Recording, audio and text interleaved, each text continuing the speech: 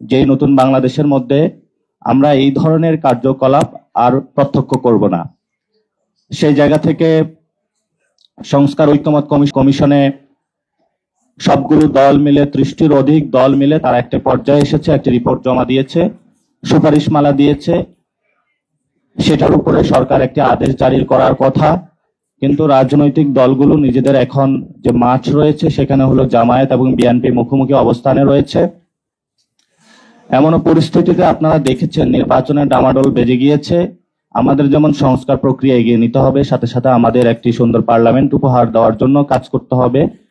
তো আমাদের দল থেকে বা আমাদের দলের খুব একটা সুন্দর টিম আপনাদের সামনে উপস্থিত হয়েছে। আপনাদের একদম আমাদের সর্ববামে আছেন সুপ্রিম কোর্ট লয়ার জহিরুল ইসলাম মুসা, তারপরে আছেন আব্দুল্লাহ আলামিন, উনিও অ্যাডভোকেট, এবং নারায়ণগঞ্জের শৃঙ্খলা কমিটির প্রধান হিসাবে দায়িত্ব পালন ছাত্র সংগঠনগুলো দেখছেন।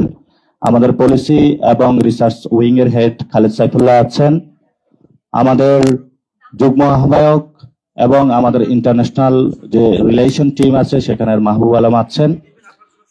আমার ডান পাশে রয়েছেন আমাদের সিনিয়র যুগ্ম সদস্য সচিব তাসনিম, যারা আপনারা সবাই তাকে চিনেন।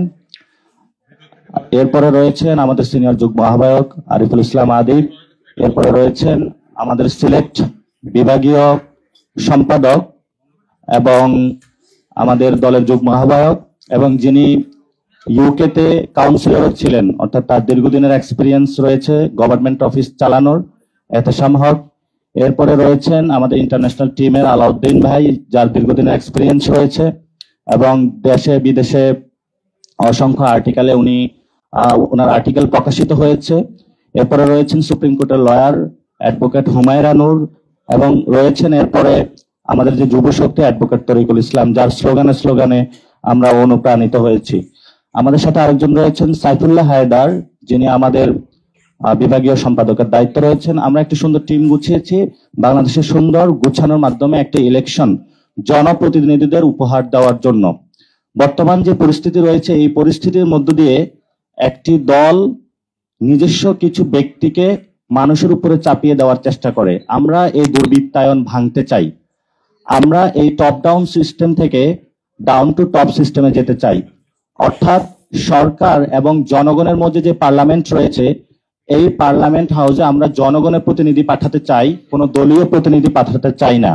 আপনারা জানেন যে আমাদের দলের নাম হলো জাতীয় নাগরিক কমিটি, অর্থাৎ আমরা সিটিজেন জাতীয় নাগরিক পার্টি, অর্থাৎ সিটিজেনদের যে রাইটস তারা সেটা নিয়ে আমরা কাজ করছি।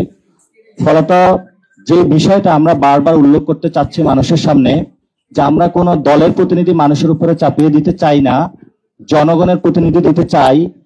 এখানেও আমাদের দল থেকেও আমরা মনোনয়নপত্র যারা তুলবেন ভবিষ্যতে পার্লামেন্টে যাবেন, আমরাও তাদের সেই ক্ষেত্রে হলো পলিসি রেখেছি, তারা জনগণের প্রতিনিধি হবেন, আমাদের দলের প্রতিনিধি হবেন না। এবং আপনারা জানেন যে আমাদের পার্লামেন্টারি যে সিস্টেম রয়েছে সেটাতে সবাই আমাদের ট্যাক্সের টাকা দিয়ে সেখানে যে সংসদ সেশনটা চলে থাকে, সবাই কালভার্ট, ব্রিজ, তার এলাকার কি সমস্যা সেগুলো বলে থাকে, কিন্তু আমাদের রাষ্ট্রীয় যে আইনগুলো বানানোর কথা, ড্রাফটিং করার কথা, সেই বিষয়ে তাদেরকে আরো স্কিল সেট থাকে না।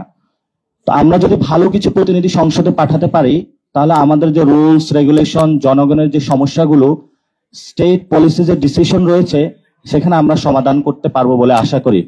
সেই জন্য যে আগামী যে জাতীয় ইলেকশন রয়েছে, ত্রয়োদশ জাতীয় সংসদ নির্বাচন, সেই উপলক্ষে আমরা আমাদের মনোনয়ন আবেদন ফর্মের কার্যক্রম আজকে থেকে উদ্বোধন করলাম।